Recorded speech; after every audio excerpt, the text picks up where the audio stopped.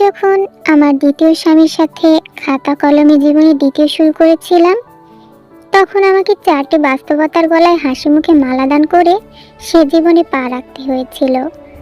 আমি কখনো এই সংসারে বাচ্চা নিতে পারবো না, যদিও আমি বন্ধা ছিলাম, এবং কেবল এ কারণেই এই বিয়েটা হয়েছিল। আমার স্বামীর প্রথম ঘরের দুটি ফুটফুটে বাচ্চাকে আমার নিঃস্বার্থ ভালোবাসা দিতে হবে আজীবন। এ বেলায় কোনো হেরফের করলে চলবে না। আমার স্বামী তো এখন রীতিমতো চেষ্টাও চালাচ্ছেন বাচ্চাদের জন্ম সনদে মায়ের জায়গায় আমার নামটি লিখতে। আমার স্বামী এক হাতে আমার সর্বোচ্চ দায়িত্ব নিয়েছেন। আমারও তার সার্বিক প্রয়োজন সবসময় বিনা আপত্তিতে মেটাতে হবে, কারণ সত্যি বলতে এই বিয়েটা তিনি কেবল বাচ্চাদের জন্য করেননি, তিনি তার বাচ্চাদের পাগলের মতো ভালোবাসেন। দুটো মেয়েকে একা হাতে বড় করতে পারতেন, বোধহয় কোনো কষ্ট হতো না। বিয়েটা করার আরো বড় একটি কারণ আছে, নিজের চরিত্র হেফাজত করা। তার বয়স বেশি না, এখনো তাগড়া পুরুষ বলাই চলে। আসলে একজন সঙ্গীর প্রয়োজন অনুভব করছিলেন খুব করে, তাই সমাজের সামনে কোনো ভানভনিতা না করে দেখে শুনে আমাকে ঘরে তুলেছেন। অর্থাৎ আমি এদিক থেকে ছিলাম তার চরিত্র হেফাজতের মাধ্যমে। আমি আমার স্বামীর থেকে আবেগ চাইতে পারবো না, যদিও বা ভালোবাসা নামক 4 অক্ষরের শব্দটার প্রতি আবেগ আমার মরে আরো আগেই ভূত হয়ে গেছে। এটি আমাদের দুজনের দ্বিতীয় শুরু। আবেগ নিয়ে দলাদলি করার তো কোনো প্রশ্নই ওঠে না। মোদ্দা কথা, আমরা কেবল দুজনের প্রয়োজনে দুজনকে বিয়ে করেছি। এই বাস্তব সত্যি কথাটা মনে প্রাণে ধারণ করে দুজনকে কবুল বলেছি। এখানে কখনো ওই 4টা অক্ষর ছিল না। আমার স্বামীর মজবুরি তো বললাম, এবার আমার কথা বলি। আমি কিমতাইও ডিভোর্সি ছিলাম। আমার প্রথম অর্থাৎ প্রাক্তন স্বামীর সাথে আমার বিয়েটা ছিল ভালোবাসার বিয়ে। দীর্ঘ 6 বছরের প্রেম। বিয়েটা পরে সংসারটাও করতে পেরেছিলাম বোধহয় গুনে গুনে 6টি বছর। এরপর জানতে পারলাম আমি মা হতে পারবো না কখনো। শুরুতে ইউনো অর্থাৎ আমার প্রাক্তন স্বামী আমার পাশে ছিলেন। কত মন ভোলানো কথা ছিল তার। তে আমি শুধু তোমাকে চাই, তে আমরা একটা বাচ্চা দত্তক নিয়ে জীবন পার করব। তুমি কেঁদো না, আফসোস করো না। কিন্তু এরপর যত সময় গড়াতে থাকলো, বাস্তবতা হোক বা পরিবারের প্ররোচনায়, তিনি বুঝতে পারলেন একজন পুরুষের জীবনের সবচেয়ে বড় সম্পদ তার ঐশ্বর্যাত সন্তানই। এই কখনো শুধুমাত্র একজন স্ত্রী নয়, যার সাথে কাগজের সম্পর্ক থাকে, রক্তের সম্পর্ক নয়। এটা কখনোই একজন স্ত্রী নয় যাকে কবুল বলে ঘরে তোলা হয়। ইওনোর আবার চক্ষু লজ্জা ছিল বেশি, সরাসরি বলতে পারেনি, তে তুমি আমার জীবন থেকে বেরিয়ে যাও। আমার মনে আছে ও 2 চোখ ভর্তি পানি নিয়ে আমার কাছে বলতে এসেছিল, তে আমি কখনো তোমার অসম্মান করব না, তুমি আমাকে দ্বিতীয় বিয়ে করার অনুমতি দাও। বেচারাকে আমি ওই দিনই মুক্তি দিয়ে চলে এসেছি। সত্যি তো, তাকে শাস্তি আমি কোন মুখে দিতাম? 6 বছরের প্রেম, সাথে আরো 6 বছরের সংসার। আমি লোকটাকে কিছুই দিতে পারিনি বোধহয়, নয়তো আমাকে একপাশ করে দিয়ে ওভাবে একটা সন্তানের জন্য কাঁদবে কেন? আমার অনুগত্য, আমার রাত জাগা প্রেম, আমার প্রতিভক্তি, আমার তাহাজ্জুদ সবকিছু হয়তো খামতি ছিল, হয়তো ছিল। অভিমান দাবি রাখিনি কোনো। নিশ্চুপে ডিভোর্স পেপারে সাইন করে চলে এসেছি। আমি ছেড়ে আসার পর সে গ্রামের এক অতি অল্প বয়সী মেয়েকে ঘরে তুলেছে। শুনেছি মেয়েটির যমজ সন্তানের মা হবে কদিন বাদে। ইওনোর জন্য আমি বরং খুশি হই। এ নিয়ে আমাকে সবাই মহান তকমা দিতে পারে, তবে বিয়ের পর থেকে ইওনো আমাকে সাংসারিক কষ্ট পেতে দেয়নি কখনো। আমি একজন কৃতজ্ঞ প্রাক্তন হিসেবে ওর জীবনে প্রাপ্তিতেই খুশি। বেচারা এ জীবনে সফল পুরুষ। আমার মতো বন্ধা মেয়েকে রেখে দিলে এই সফলতাও পেত। ডিভোর্সি দিয়ে নিজের আত্মগরিমা অটুট রেখেছি, কিন্তু ধীরে ধীরে বুঝতে পেরেছি বাস্তবতার চাইতে একটা মেয়ের জীবনে বড় শত্রু আর কেউ নেই। এই যেমন ডিভোর্সের পর কয়েকটি বাস্তবতা আমাকে উষ্টা মারতে লাগলো। আমার বাবা হঠাৎ মারা গেলেন। ভাইয়ের সংসার থেকে ভাবির জীবন নষ্ট করছিলাম ভাবের ভাষ্যমতে। ভাবি সামনাসামনি না বললেও আচরণে বোঝাতে লাগলো।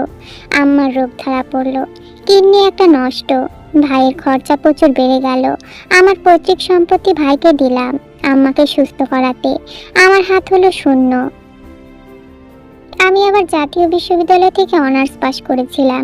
সিজিপিএ টেনে টুনে 3 পর্যন্ত নিতে পারিনি অলসতা করে। তবু একটা চলনসই সার্টিফিকেট নিয়ে ব্র্যাক, জাগনারি থেকে শুরু করে এমন কোনো এনজিও ছিল না যার ইন্টারভিউ দিতে দৌড়ে দৌড়ে স্যান্ডেলের তলি পাতলা করিনি। বাস্তবতা মোড়কে আমার কোনো খালো মামা ছিল না, তাই হয়তো চাকরিটাও হয়নি। এরপর বহু মাস আমার অবস্থা ছিল গানের জোয়ারে ভাসতে থাকা গোল কচুরি পানার মতো। নামাজে আল্লাহর কাছে একটু পরিত্রাণ চাইতাম কেবল। আত্মগরিমায় টইটুম্বুর আমিটা কেঁদে কেঁদে আল্লাহর কাছে নিজের একটা ভালো বিয়েও চাইতে লাগলাম। ডিভোর্সি, বিপত্তি, 3 সন্তানের বাবা, যেন তেন যে কেউ হোক আমি চোখ বুজে তার সাথে সংসার করে নিব, মানসিকতা ঠিক এইভাবে তৈরি করেছিলাম। এরপর বহু মাস পরে একটা মিরাক্কেল হলো। আমার জন্য জাঙ্কুকের সম্বন্ধ এলো। ভালো নাম জীবন জাঙ্কুক চৌধুরী, পেশায় একজন সফটওয়্যার ইঞ্জিনিয়ার। আগে কোরিয়াতে ছিল, এখন এদেশে একটা আইটি ফার্ম খোলার চেষ্টায় আছেন। বেশ ভালো অর্থবান লোক। তিনিও আমার মতো ডিভোর্সি ছিলেন এবং 2টি কন্যা সন্তান আছে তার আগের ঘরের। প্রাক্তন স্ত্রী একজন কোরিয়ান নারী, যার পরকীয়ার জের ধরে এই বিচ্ছেদ ঘটে। এরপর জাঙ্কুক টানা 2 বছর আইনি লড়ে বাচ্চাদের নিজের জিম্মায় এনে কোরিয়া ছেড়ে দেয়, এদেশে চলে আসে বরাবরের মতো। বয়সের ফারাক খুব বেশি ছিল না আমাদের। তার 39, আমার 32। দেখতে শুনতে আমরা দুজনেই মোটামুটি আর কি, ফেলে দেওয়ার মতো নয়। সামাজিক ও অর্থনৈতিক অবস্থান আমাদের বেশ কম হলেও দেখতে শুনতে দুজন দুজনের যোগ্য ছিলাম। সবাই সম্বন্ধটা নিয়ে কথা বলতে শুরু করার আগেই বলে নিত ভালো মানাবে পাশাপাশি দুজনকে। সম্বন্ধটা এনেছিল আমার ভাবির বড় ভাই মামুন। মামুন বিয়ের বন্ধু ছিলেন জীবন জাঙ্কুক। পাত্রপক্ষ 2 দফা এসে আমার খোঁজ খবর নিলেন, এমনকি আমার চরিত্র সত্যি ভালো কিনা, আমার ডিভোর্সের পেছনে আমার চরিত্রহীনতার কারণ ছিল কিনা এটা নিশ্চিত হতে তারা আমার প্রাক্তন শ্বশুরবাড়ির এলাকা খোঁজ খবর নিয়েছিলেন শুনেছি। এসব নিয়ে কখনো কিন্তু আমার কোনো খুঁতখুঁতানি ছিল না, বরং আমি জাঙ্কুকের অনুভূতিকে সম্মান করেছি শুরু থেকে। জাঙ্কুক ঘর পোড়া করেছিল, একজন স্বামী চাইবে না তার স্ত্রী চরিত্রবতী হোক? কিন্তু দুঃখের ব্যাপার হলো কিছু কিছু জায়গায় আমার অনুভূতির সঠিক মূল্যায়ন আমি পাইনি। বিয়ের একদিন আগে জাঙ্কুক এসে ভাবির কাছে অনুরোধ করলেন সে আমার মেডিকেল রিপোর্ট দেখবে। তার আদরের বাচ্চা দুটো নিয়ে তার খুব ভয় হয় যদি জাঙ্কুককে আমার বন্ধাত্বের মিথ্যা গল্প বলে বিয়ে করে, পরবর্তীতে বাচ্চা নিয়ে ওই মেয়ে দুটোকে দূরছাই করি, যাদের জন্য জাঙ্কুক কোরিয়াতে 2 মাস জেল খেটেছে নিজের বাচ্চা অপহরণের মিথ্যা মামলায়। এই মামলায় তার প্রাক্তন করেছিল তার নামে, বহুত পয়সা খরচ করে ছুটে এসেছে।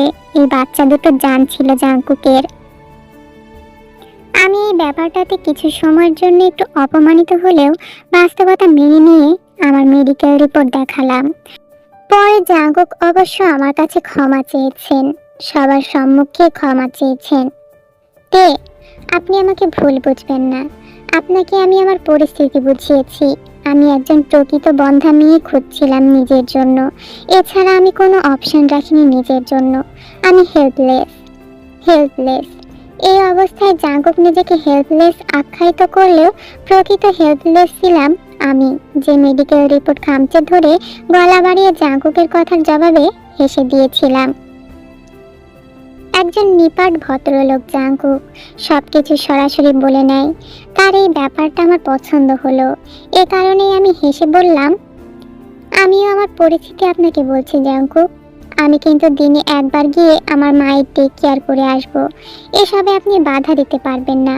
আমাকে পূর্ণ স্বাধীনতা দিতে হবে নিজের ব্যক্তিগত জীবন চর্চা করার জন্য।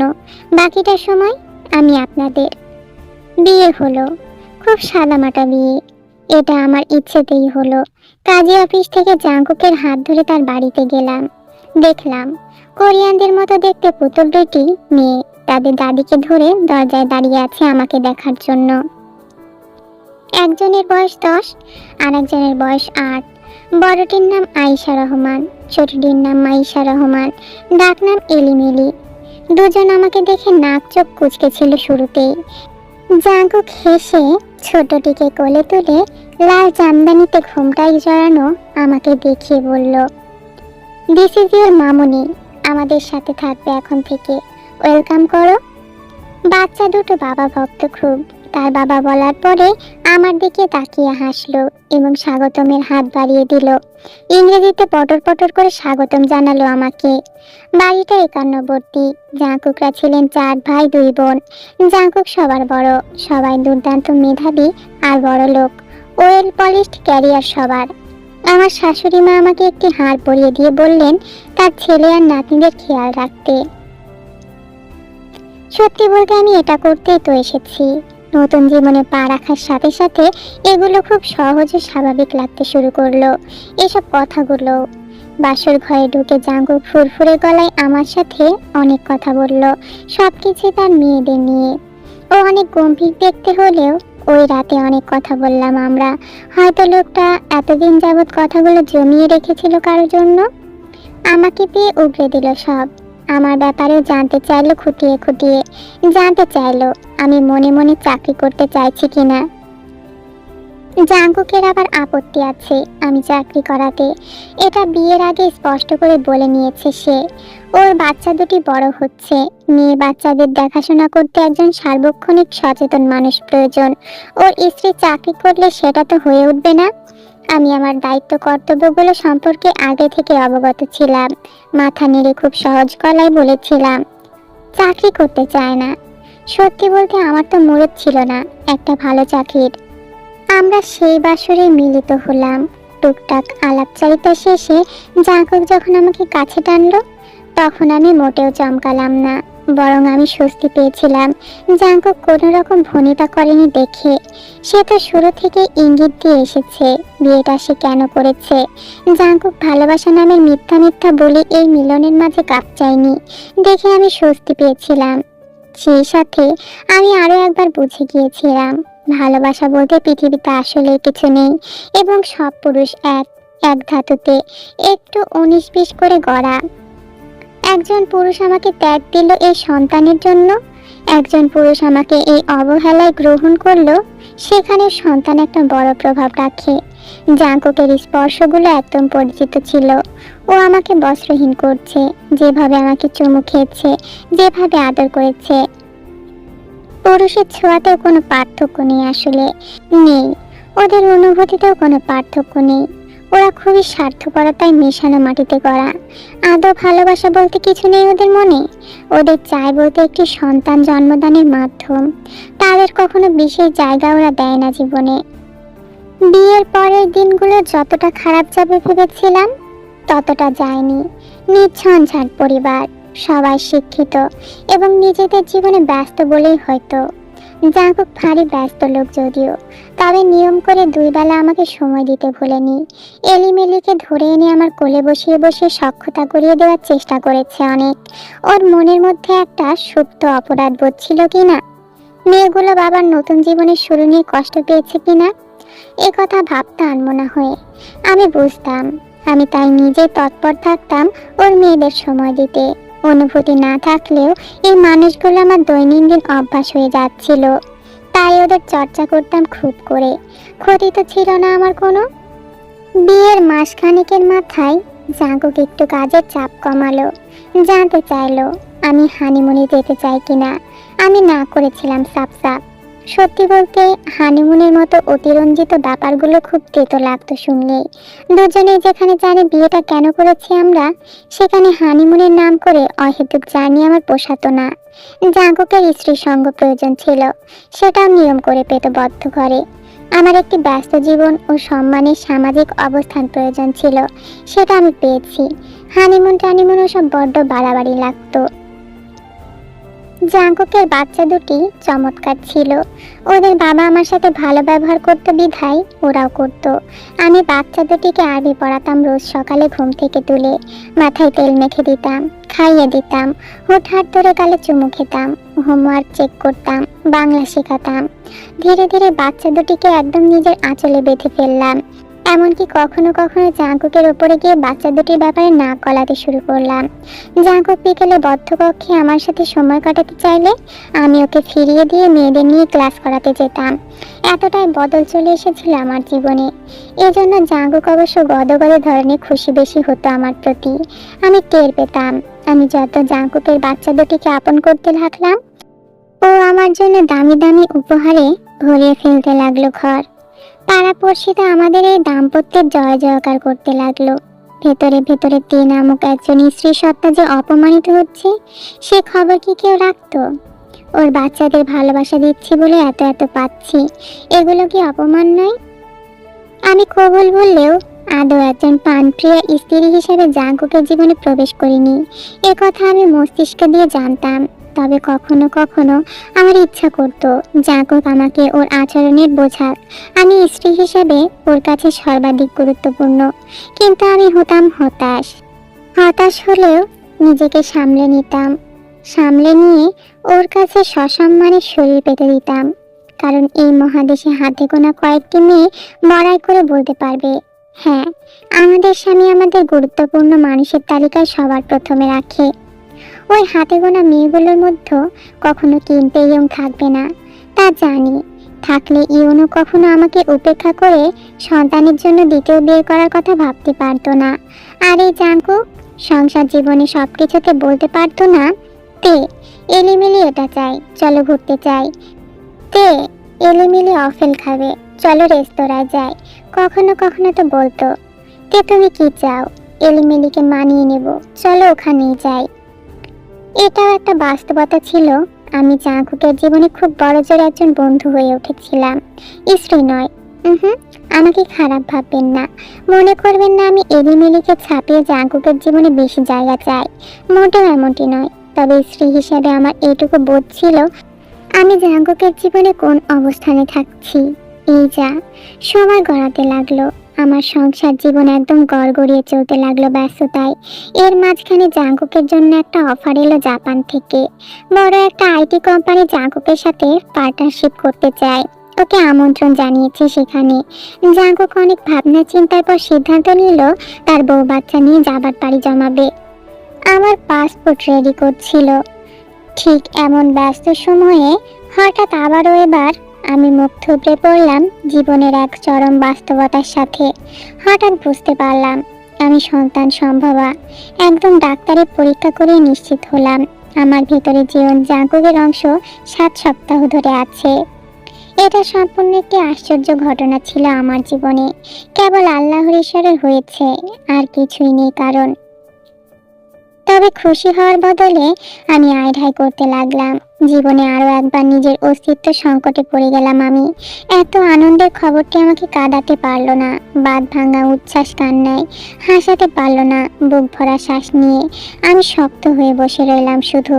শাশুড়ি ননদ আর জায়েরা তো বলা বলি শুরু করছিল আমি বোধহয় মিথ্যাচার করেছি বিয়ের আগে। হয়তো আমি বন্ধা আদৌ ছিলাম না। জাঙ্কুক তখন অফিসে ছিল, এলিমিলি স্কুলে। আমি ঘরের দরজা বন্ধ করে এক দুপুরে কেঁদে নিজেকে শক্ত করলাম, না না, আমি তো এমন নই। আমি কিন্তাইয়ং। আমি নিজেকে সম্মান করে আমার 12 বছরের আবেগ ছেড়েছিলাম একদিন। আর এখন যদি জাঙ্কুকের কপালে আমার অনাগত সন্তানের জন্য বিরক্তির ভাঁজ দেখি, এমন অসম্মানের পরে আমার এই সন্তানকে জাঙ্কুকের কাছে রাখা প্রশ্নই ওঠে না। আমি প্রয়োজনে অন্যের বাড়িতে কাজ করে খাবো, তবু আমার সন্তানকে তার পিতার থেকে অসম্মানিত হতে পারে এরম ভাবে রাখবো না। কেউ আমার সন্তানকে নষ্ট করার কথা বললে তাকে এক চুলো ছাড় দেব না আমি। ভাবতে ভাবতে হাতের মুঠি শক্ত হয়ে এলো আমার। আমি ছোট ছোট দীর্ঘশ্বাস ফেলতে লাগলাম। অপেক্ষা করছিলাম জাঙ্কুকের। বাইরে আমার ছোট যা আর ননদের ফিসফিসানি কমেনি। চাপার আগে ফুসছিল সবাই। আর আমি ঘরের ভেতর আয়নার সামনে দাঁড়িয়ে কেবল নিজেকেই দেখছিলাম, ভাবছিলাম আমার জীবনের চরম বাস্তবতাটির কথা। একবার সন্তান হয়নি বলে আমার ডিভোর্স হয়েছিল, এবার কি তবে সন্তান হবে বলে আমার ছাড়াছাড়ি হবে? এ কেমন প্রহসন সৃষ্টিকর্তা করলেন আমার নারীত্বের সাথে। জাঙ্কুক এলো। খবরটি তার মায়ের কাছে শুনে ছুটতে ছুটতে এলো। পুরো বিধ্বস্ত অবস্থা। অফিসে তার ব্যস্ততা ছিল ভীষণ। সব গুটিয়ে নিয়ে জাপান পাড়ি জমাবে বলে। দরজা খোলার পরে আমার দিকে অবাক হয়ে কিছুক্ষণ চেয়েও থাকলো, পুরোপুরি বিষয়ভীত চোখে। আমি শান্ত গলায় বললাম, আমি তোমাদের সাথে মিথ্যাচার করিনি জাঙ্কুক। আমি শুধু এটুকুই বলবো, এছাড়া আমার সন্তান নিয়ে কারো কাছে কৈফিয়ত দিতে আমি বাধ্য নই। ও আমার সন্তান, একটু যেন ওকে অসম্মান না করা হয়। যে কোনো আলোচনা আমরা ঠান্ডা মাথায় করতে পারি। জাঙ্কুক চুপচাপ আমাকে কিছুক্ষণ দেখলো, এরপর নিচে গিয়ে ওর বোন আর ভাইয়ের বউদের কথা শোনালো। শুরুতে, তোমাদের সাহস কি করে হয় আমার বাচ্চাকে নিয়ে মন্তব্য করার? আমার স্ত্রীকে আমি বেঁচে দিয়েছি তোমাদের কাছে, এ কেমন বেয়াদবি ছোট ভাইয়ের বউ হয়ে? আমাদের বাচ্চা নিয়ে এত কথা বলার এখতিয়ার তোমাদের কে দিয়েছে? যাও, এক্ষুনি গিয়ে ক্ষমা চাইবে তোমাদের ভাবির কাছে, এক্ষুনি। তারা এসে আমার কাছে ক্ষমা চাইলো জাঙ্কুকের চাপে। আমি জাঙ্কুকের মুখের দিকে চেয়ে রইলাম। আমার শাশুড়ি একপাশে শুকনো মুখে দাঁড়িয়েছিল। জাঙ্কুক গিয়ে তার মাকে বলল, আম্মা, সন্তান আমি চাইনি, এই কথা সত্যি, তাই বলে যে আসছে সে তো আমার। আল্লাহ খুশি হয়ে আমাকে দিয়েছেন, আর এই ভদ্র মহিলা আমার স্ত্রী। তাকে কিভাবে কথা শোনায় ছোট ছোট মেয়েগুলো? আপনি বাড়িতে জীবিত থাকতে কোন সাহসে ওরা আমার স্ত্রীকে অপমান করে? ঘরে বসে জাঙ্কুকের চেঁচামেচি শুনছিলাম। আমি স্তব্ধ হয়ে একজন পুরুষের গলা শুনলাম, যে বারবার আমার স্ত্রী আওড়াচ্ছিল। এরপর আমি আঁচল দিয়ে চোখ মুছলাম। জাঙ্কুক ঘরে ঢুকে দরজা বন্ধ করে এসে শুকনো মুখে আমার দিকে তাকিয়ে রইল চুপ করে। আমি শ্বাস ফেলে বললাম, তোমাকে বাড়তি ঝামেলায় ফেলে দিলাম, কিন্তু বিশ্বাস করো জাঙ্কুক, ডাক্তার সত্যিই বলেছিল। জাঙ্কুক আমার মুখ চেপে ধরলো আলতো হাতে। এই নরম ছোঁয়াতে বিগত 8 মাসের সংসারে আমি যা টের পাইনি, তা হঠাৎ করে টের পেলাম। আমি টের পেলাম পুরুষে পুরুষে ভীষণ মিল থাকলেও জাঙ্কুক একটু আলাদাই, যা আমি খেয়াল করিনি। কারণ অতীত জীবন নিয়ে এতটাই বিতৃষ্ণা ছিলাম যে করতেই চাইনি খেয়াল। জাঙ্কুক কখনোই ইউনিক ছিল না। আমার ঠোঁট চেপে ধরে জাঙ্কুক দুশ্চিন্তাগ্রস্ত তবে মৃদু গলায় বলতে লাগলো, আমার তো আসলে তোমার জন্য টেনশন হচ্ছে। তে একা হাতে বিদেশ ভুইয়ে 3টা বাচ্চা কিভাবে সামলাবে? আমি কাঁপা গলায় বললাম, ঝামেলা যখন হবে ভাবছো, তখন তুমি একটু কাজের চাপ কমিয়ে দিও না হয়। জাঙ্কুক হাসলো, পরপর মাথা নেড়ে বলল, না না, 3টা বাচ্চা 3টাই আমার, কাজের চাপ কমানো যাবে না। সবার জন্য একটা সুপার লাক্সারিয়াস লাইফ তৈরি করতে হবে। এই পরিস্থিতিতে কাজের চাপ কিভাবে কমায় বলো? আমি কেঁদে ফেললাম হু হু করে। জাঙ্কুক চমকালো হঠাৎ, চোখ ঘুরিয়ে ঘুরিয়ে আমার গা কাঁপানো কান্না দেখলো।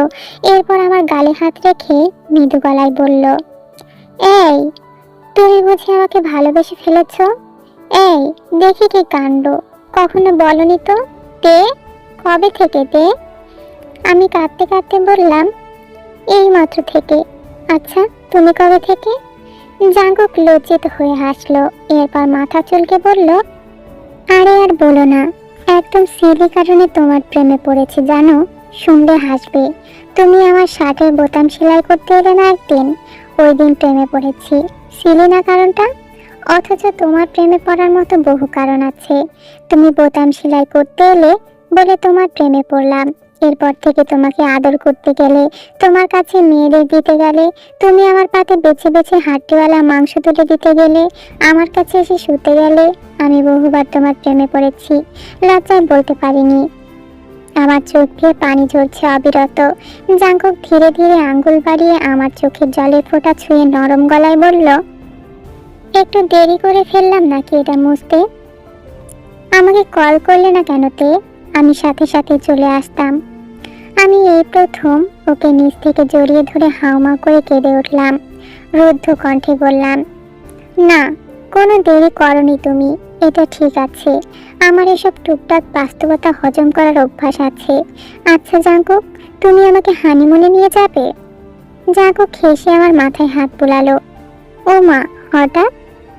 জানি না, তবে আরো একবার হানিমুনে যাওয়ার শখ হলো আমার। শখ হলো? আরো একবার।